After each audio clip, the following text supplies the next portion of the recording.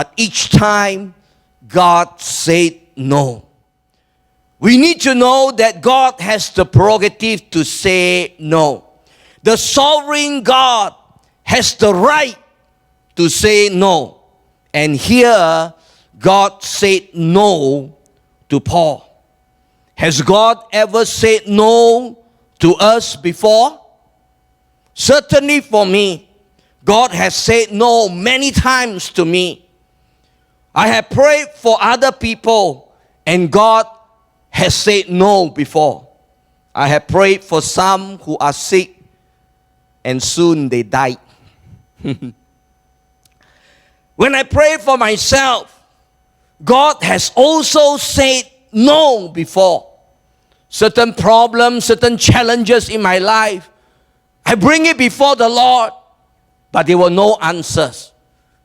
In fact, sometimes the problem grew bigger, more messier. Somehow, somewhere, some of us Christians have developed that erroneous expectation, that wrong idea that God is obligated to always say yes to our every wish or request.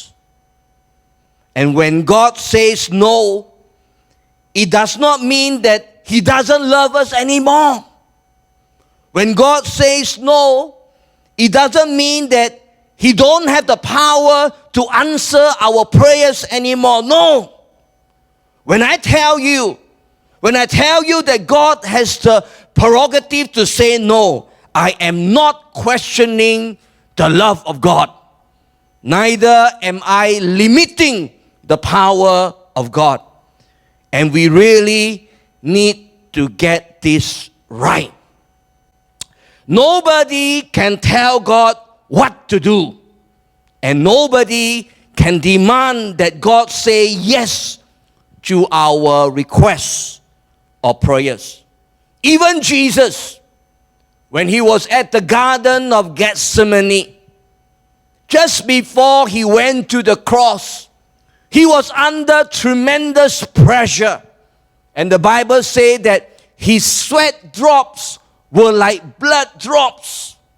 And there in the Garden of Gethsemane, Jesus prayed, Lord, Father God, take away this cup of suffering. That was Jesus' earnest prayer, I believe. But He has enough wisdom to end His prayer like this. Nevertheless, your will be done.